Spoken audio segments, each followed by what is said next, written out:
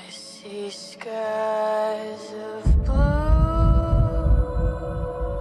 and clouds of white, the bright blessed day, the dark sacred night,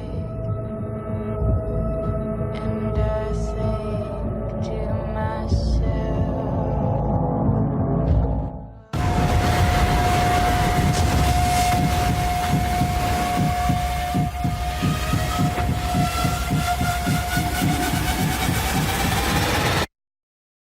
what a wonderful world. How's it, guys? This is Spike from Wavescape with your surf report for Sunday the 28th of May to around about the 8th of June, with some emphasis on the JBU Supertrial, which the guys were hoping might run on the 1st or 2nd of the month, and I'm just going to have a look, see if that's going to be a feasible option or not.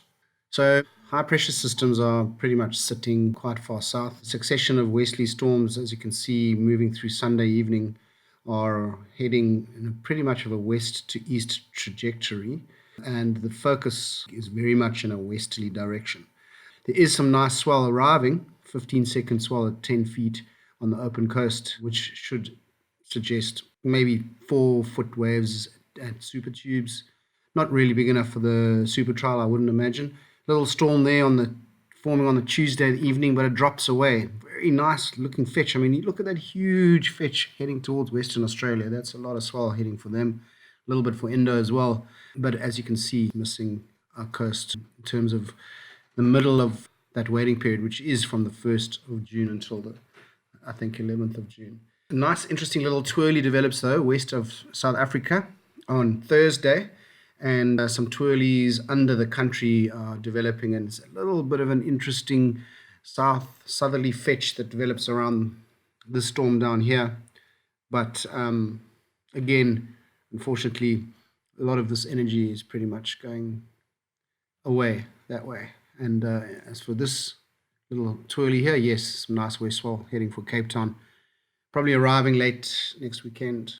Come Friday the 2nd, that storm has gone past, but this is where it starts to look interesting.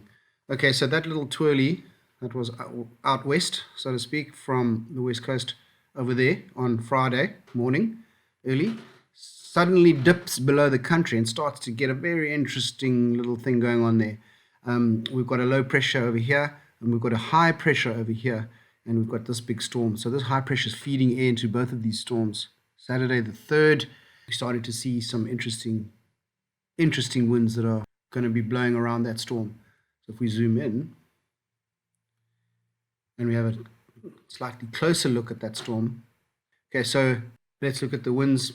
Pretty strong, nice and staunch, not overly staunch, but nice 45-knot winds on Friday. So that's a traveling time of 2 to 3 days for JBay, and it's looking really powerful on Saturday, but sadly that super high energy is now going to be focusing with 55 knots or so winds facing straight to the east. Big wodge of wind fetch over there, so lots of swell heading for the southwestern Cape.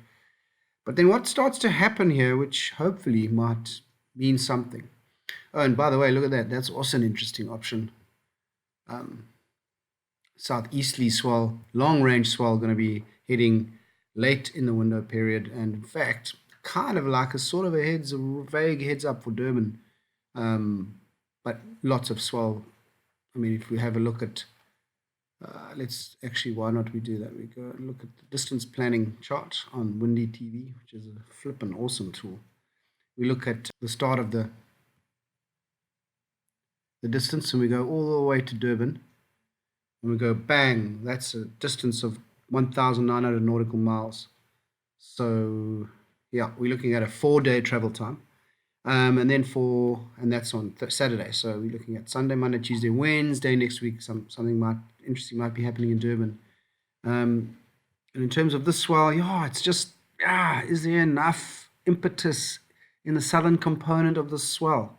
It's all heading that way. It's all going east, Indo is going to be getting ridiculous waves. I mean, let's just break out of that for 1 second and have a quick look. So we look at the meat of that storm. In terms of the long range distance, let's look right up into the Mentawais. I think that's more or less where they are, maybe a bit further north, but look, roughly 3,000 miles. So, okay, so you take your calculator and you go, well, 3,000 miles, that's like a staunch swell. It's going to be traveling at about, I'd say, 30 knots, 30 knots. So that's 100 hours it's going to take for that swell to arrive. So 100 divided by 24. You got more or less 4 days of travel time for that swell to get to Indo. Anyway, let's go back here, and again, big storm in the deep south of the country, and some interesting options going on there towards the end of the period. So if we had to look at the actual forecast for the Eastern Cape, J-Bay area on Wavescape, Sunday had cooking waves, 4 to 5 feet probably, if not bigger. Monday, lacquer waves. We're talking that's supers, eh? So big waves on the open coast, 8 foot, maybe even 10 foot sets on the open coast.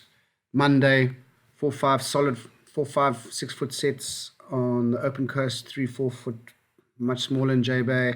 Tuesday going off 16-second swell. This is all from storms have happened already, so nothing to get excited about in terms of the storms that we looked at now.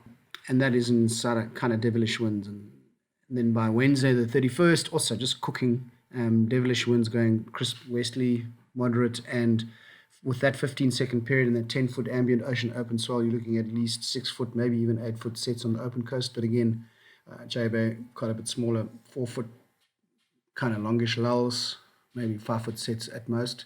And then Thursday seems like a tad smaller period, is a second less exponentially. There's a less energy in that swell, and it's got a little bit too much west in it. If you're looking at, I mean, in fact, the algorithm that we do at Wavescape is showing it only 2 to 3 feet.